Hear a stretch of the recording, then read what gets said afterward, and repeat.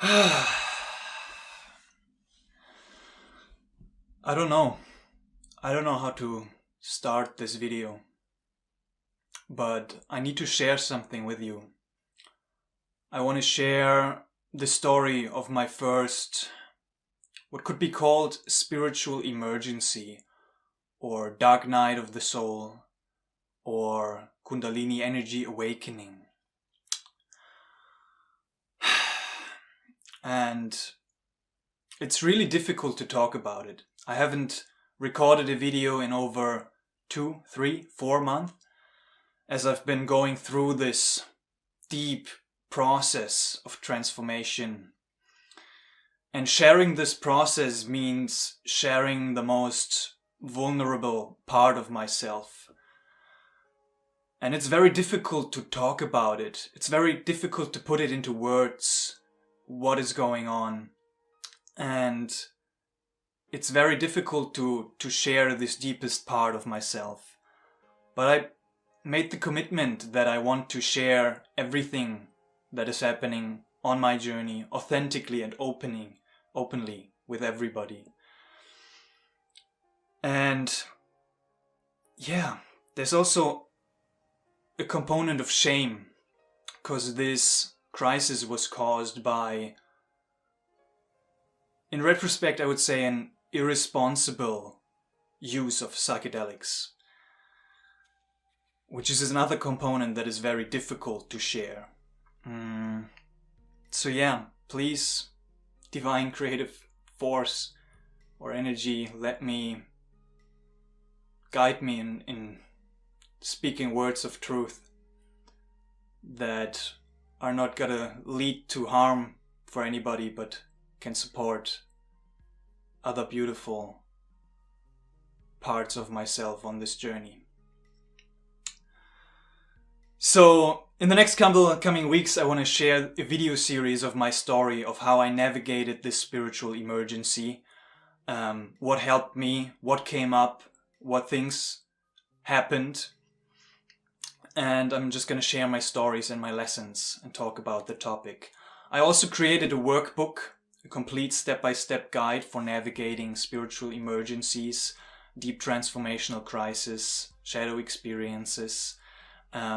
There's a lot of great information in that book. I put my heart and my soul into it, and there's a link in the video description and in the comments if you want to download the book. I would recommend you do so. It's great for people who are in spiritual emergencies, but also for people who want to know more about the topic of spiritual emergencies. The term spiritual emergency is a very interesting one. It was invented by Grof, Stanislav and Christina Grof, and it means kind of this, it implies a spiritual crisis and a serious crisis, but inherent in this crisis a possibility for emergence, to emerge, to have the opportunity to emerge into a higher level of psychological functioning and spiritual integration. It's almost a little bit too positive, I would say, but also a psychotic break is kind of a little bit too negative. So there's a lot of vagueness in describing incredibly intense and non-ordinary states of consciousness or psychospiritual crisis that a lot of people are experiencing. I'll just go with the term psychedelic spiritual emergency for myself, because that is kind of one framework I've used as an interpretation for my experience. So what happened? How did that happen? So it's very difficult to share, but I shared an MDMA experience and 5-MeO-DMT experiences in the last couple of weeks. The reason for this spiritual crisis for myself, the core of it and how it emerged, was a combination of a very high dose of MDMA and 3 high-dose 5-MeO-DMT experiences. So the high dose of MDMA alone is kind of very dangerous because of its high toxicity. So that alone was irresponsible and not well researched. And then in that experience I had the euphoria and the idea to go into 5-MeO-DMT breakthrough experiences. Also with the doses that were very high, and the experiences were great, but what followed afterwards was unexpectedly intense. And it's still going on. 2 months after the experience, I'm still integrating what just happened. And this combination, I want to speak some words of caution, is a very dangerous combination. It's very uncharted territory. There's not a lot of information about it out there. I've got the idea from different sources. For example, Rick Doblin said at a psychedelic conference that it was a combination he used. I've read it somewhere that some underground therapists are working with it. I've read some trip reports. But overall, there's also the other side of it's not well researched, and as I found out, it could have ended deadly. So MDMA, there's some very little research that MDMA acts as a serotonin 2-HT agonist, and 5-MeO-DMT also acts as a serotonergic agonist, and MDMA also could act as an MAO-A inhibitor, which makes this combination very dangerous, and especially in that high dose it could have caused serotonin syndrome and death. And that's just what I found out afterwards. In the experience I had no fear, and I was not responsible or like mature enough to do the research and make an informed decision about this experience. And we'll go into the reason why I did this experience, how I got there, and how I developed an understanding of self-reflection afterwards in the next couple of videos. So yeah, it's a lot of uncharted territory. It's a lot of unknown. There's no one that could guide me in this specific case of this specific source or reason that caused the spiritual crisis, which made the whole situation very uncertain, very uncomfortable.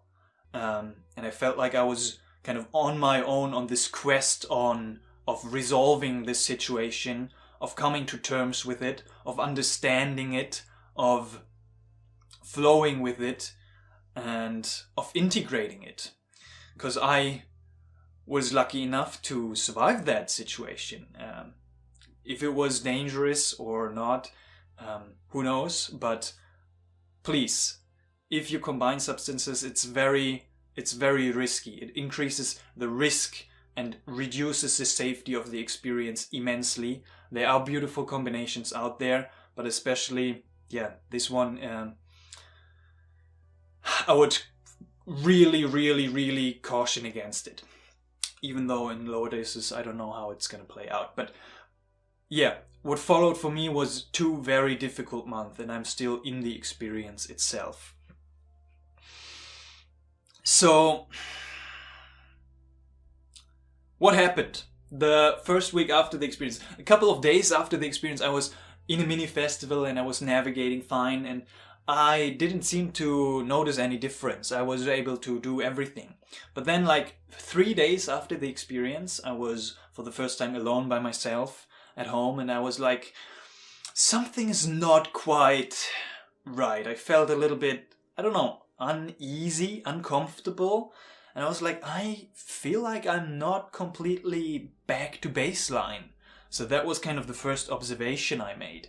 And I'm like, well, maybe I'm getting sick. I don't know. Maybe it was just a hectic weekend. I would just rest a little bit and see what happens. I woke up the next day and I was like, I'm still not quite back to baseline. What is going on here? And then I researched this combination, and I found a lot of contradictory information and also a lot of information about the risks and dangers of that experience. And that kind of induced a feeling of fear in me. And all of a sudden I was afraid. There was this subtle feeling, not the subtle feeling, but this heavy feeling of fear. Other symptoms were I felt for the first week and long afterwards all over the place, kind of spaced out, confused, completely confused, and disoriented. Not fully at ease. Not fully at ease mentally, because I had kind of emotional turmoil and was a very open state emotionally. And I had significant mood swings that I've never experienced before. And also physically, my body seemed to be under a lot of stress. My nervous system seemed to be fully activated. I could feel vibrations kind of shaking and heavy vibrations going through my whole body all the time without a break. From my toes to the head, I could feel vibrations everywhere surging through my body. And yeah, this aspect of fear and anxiety was very interesting, because I've never experienced any kind of anxiety before, and all of a sudden I was afraid.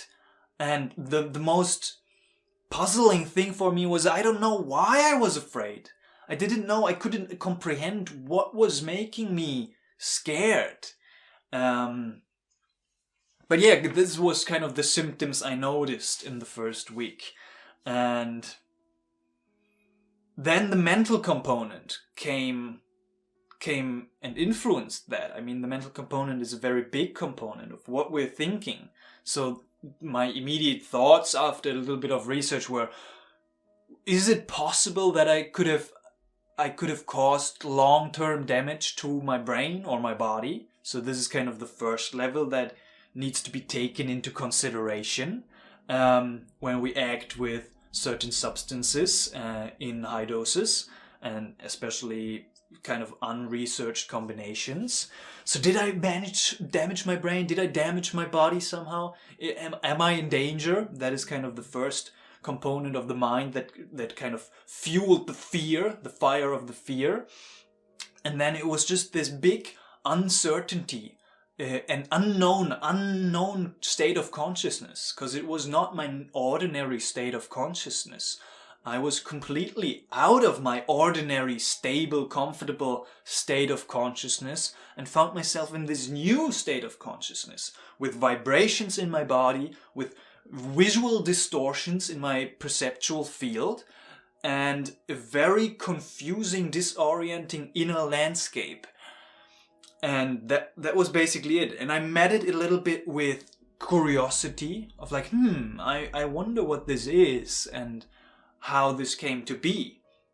But also I was kind of just like surprised by the intensity of the experience, because I've never experienced such intense, lasting, long lasting effects after psychedelic experience. Normally I would always come down after psychedelic experience, but this seemed to be full on. And that's kind of the difference between also a bad or intense psychedelic experience and the start of a psychedelic spiritual emergency or psychospiritual crisis or dark night of the soul. There's a vast difference in those two. And also in the spiritual emergency, I seemed to be functioning fine. I could do everything. So everything seemed to be as it was, but everything changed still. It's very hard to put into words. And yeah, the biggest component the first week was that feeling of confusion and disorientation, and I just don't know how I felt. I didn't know what to do with this state. Like, I found myself in this non-ordinary state of consciousness, which was not really uncomfortable, but definitely in it there was a lot of deep suffering. And also this emotional turmoil was very, very uncomfortable and very heavy on me. And the fear and the anxiety, wow, incredible. We'll talk about the nature of the fear itself in the next coming videos.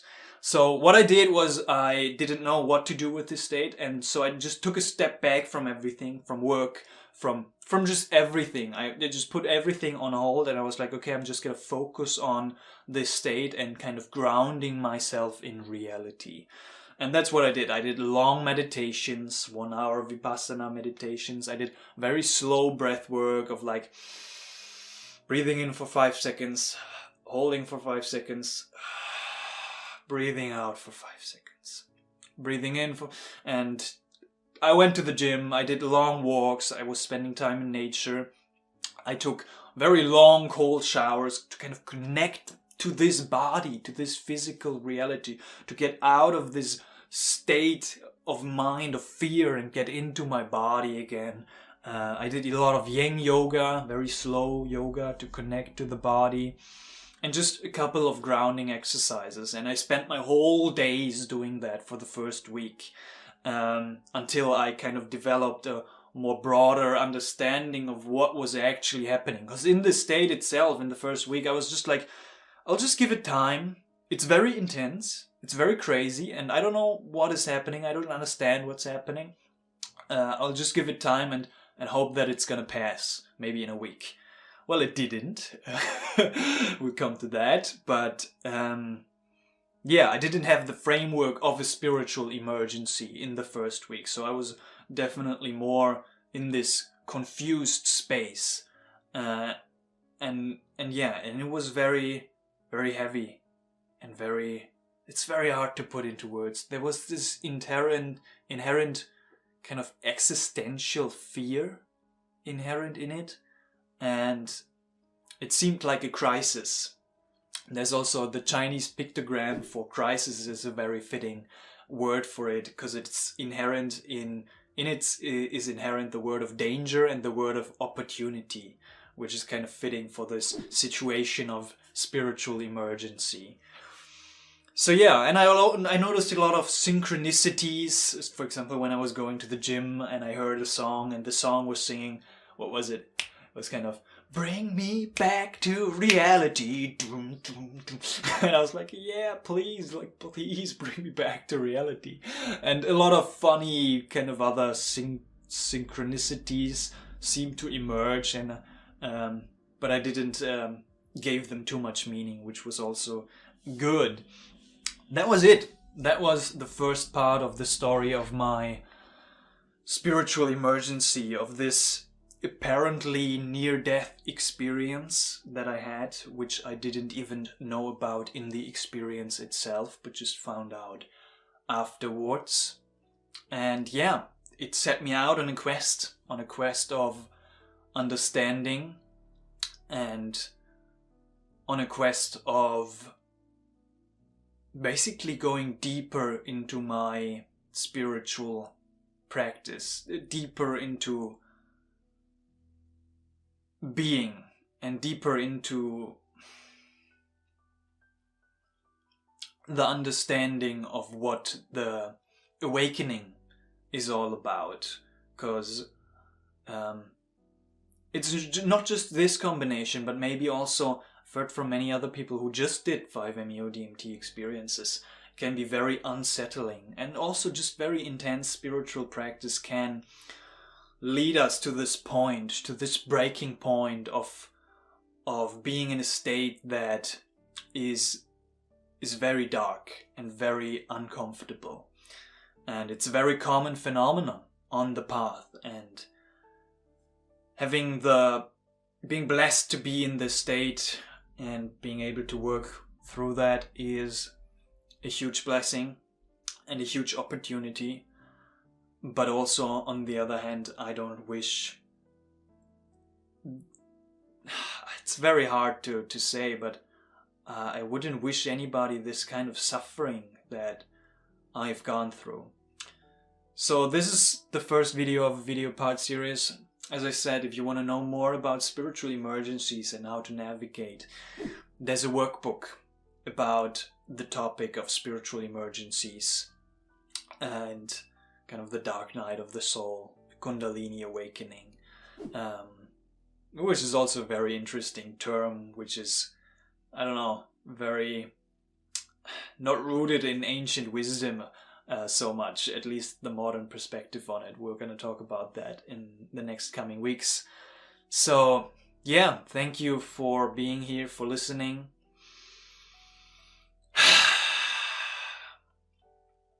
I hope I can share some perspective and some light on these experiences, and I hope it could be of value, and also some words of caution and harm reduction, especially on being very, very, very, very careful on your psychedelic use and how you approach these experiences, and just knowing the potential power of what you're playing with.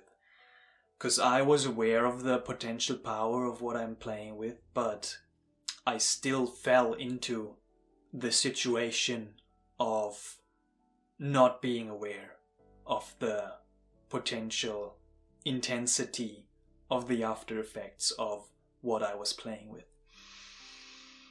And now I'm just gonna live with the consequences and face kind of this crisis head on and work with it as best as I can. Because there's no need to kind of dwell in regret or shame of what I have done and what could have been.